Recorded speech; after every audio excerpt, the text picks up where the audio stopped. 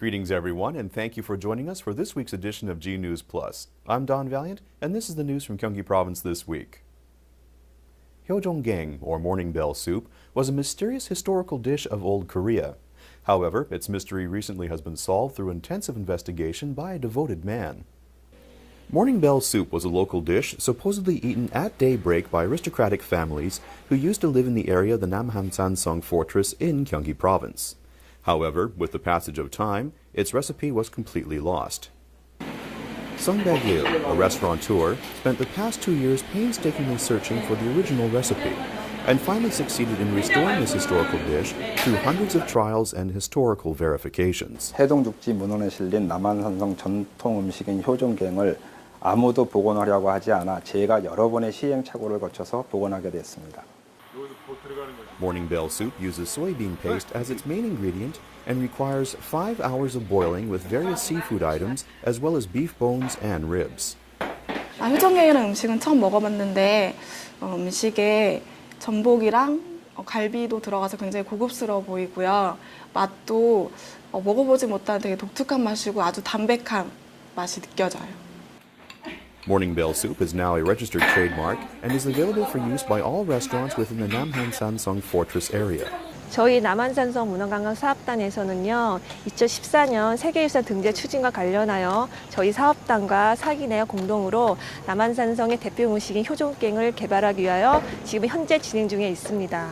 More systematic support seems critical to preserve the tradition of this historical dish, which currently relies on the efforts of a lone individual. A sustainable development contest took place in Korea in line with the efforts of the UN Commission on Sustainable Development. 10 local Agenda 21 teams of Gyeonggi Province qualified for this provincial contest and gave presentations on their activities concerning environmental issues such as resource recycling, local energy consumption, natural ecology education, ecological arts, and many other areas. The local Agenda 21 stems from Agenda 21 that was adopted for global environment protection as part of the Rio Declaration by 179 heads of state at the UNCED conference in Brazil in 1997.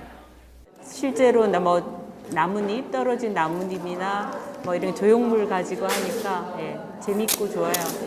유익할 것 같아요. 또 아이들 생태 교육하는데 학생들한테도 많이 도움될 것 같아요. One of the major objectives of this contest was to share the achievements and experiences of local Agenda 21 activities among the 31 cities and counties of Gyeonggi Province. 주요 참여 그룹은 행정의 행정, 그리고 NGO, 그리고 지역의 활동가 및 의제 실무자들 이 세 분야의 워크숍으로 진행됩니다. 그래서 미래 과제를 도출하는 시간으로 Under the theme of We Whom the Future Wants, this contest is concerned about the environment that we will leave to future generations. 이 행사를 통해서 국제적인 지속가능 발전에 대한 추진 전략을 마련하였고 이러한 것을 지방 차원에서 널리 알리기 위해서 이번 행사가 의미가 있다고 하겠습니다. The contest participants unanimously agree to do their utmost to create a Gyeonggi province in which sustainable development is realized. Consumer safety education for children is being provided by the Gyeonggi Province Consumer Information Center. Such education is also useful for parents. Children in this kindergarten in Ansan City are wide-eyed when water is poured onto colorful chewing gums. The water is soon stained with deep colors. Children are learning to recognize the danger and safety of the products around them through this program. 미쳐. 눈에도 들어갈 수 있고 코에도 들어갈 수 있고 안 그러면 입에 꾹꾹 삼킬 수도 있어요. Consumer education for children targets kindergarten and primary school children and seeks to help them recognize products that are safe to purchase. It was designed to teach children how to identify the dangers of some foods and products from a child's perspective. 어린이들이 소비 생활을 하면서 불량식품이나 불량 완구 그리고 레포츠 용품 때문에 안전사고를 당한 일이 많이 접수가 됐습니다. 어린이들이 어떻게 하면 소비 생활에서 피해를 입지 않을까 하는 차원에서 이런 교육을 실시하게 됐습니다. A total of 53,000 children in Gyeonggi Province have already received consumer safety education, and public reaction to this program is very positive with a high satisfaction rate of 93%. 실생활 속에서 아이들이 직접 경험해보고 느껴봤던 그 현장에서 일어날 수 있는 위험 상황들을 보니까 아이들이 더 공감하는 것 같아요. The importance of teaching children about the safety of products is increasing since products that target children tend to carry more stimulating elements to attract their attention.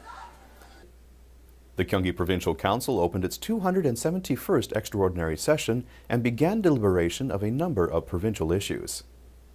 The 271st extraordinary session of the Gyeonggi Provincial Council opened on September 4th for a 10-day session. During this extraordinary session, a total of 27 items were tabled, including the bill for the revision of the ordinance for the establishment and operation of welfare facilities for people with disabilities in Gyeonggi Province. Inquiries by council members began during the second general meeting the following day. A member of the Unified Progressive Party, Lee Sang-sung, proposed the establishment of a special traffic committee to address traffic problems during his 5-minute address. 경기도의 교통 체증을 해소하기 위한 근본적인 대책은 보다 많은 도로를 건설하는 것이겠지만 인원 여러 여건상 쉽지 않은 해결책입니다. 이 점을 감안하여 본 의원은 현재 개설되어 있는 도로들의 취약점을 찾아서 Lee proposed that a special traffic committee be organized and that the members of this committee visit problem sites, analyze the causes, and find solutions. Another council member from the Democratic United Party, Kim Jong-seok, a member of the Urban Environment Committee of the Council, pointed out the administrative vacuum created by Governor Kim Moon-soo during his run for the party nomination during the New Frontier Party's presidential primary and urged the provincial administration to provide solutions to problems in its new town policies. 1억 원 미만이 13개 환급받는 것은 14개에 불과한 것으로 나타났습니다. 뉴타운 사업 더 할 수 있겠습니까? 없겠습니까? Each standing committee of the council will visit provincial organizations such as the Gyeonggi Arts Center and the Local Government Officials Development Institute to review progress performance. A comprehensive plan for the employment stabilization of non-regular workers will soon materialize in Gyeonggi Province. There are 1.6 million non-regular workers in Gyeonggi Province, accounting for 35.4% of all employed workers. Following the enactment of the ordinance for the improvement of non-regular employment conditions for the first time among larger autonomous bodies of Korea in January this year, the Gyeonggi Provincial Council approved the commissioning of a preliminary study for the establishment of a comprehensive plan for the same purpose. This study has a special implication in that it also includes an examination of non-regular employment among private enterprises. 공공 집단에 속한 사람이 아니라 도내 사업체에 비정규직을 고용하고 있는 사업체가 어떻게 이분들에 대해서 고용을 개선시키고 이 정책을 끌고 갈 거에 대한 연구의 포커스가 좀 더 지어졌으면 합니다. The public sector portion of the study will be based on extensive interviews, while the private sector portion will be implemented through on-site surveys at 650 selected major enterprises.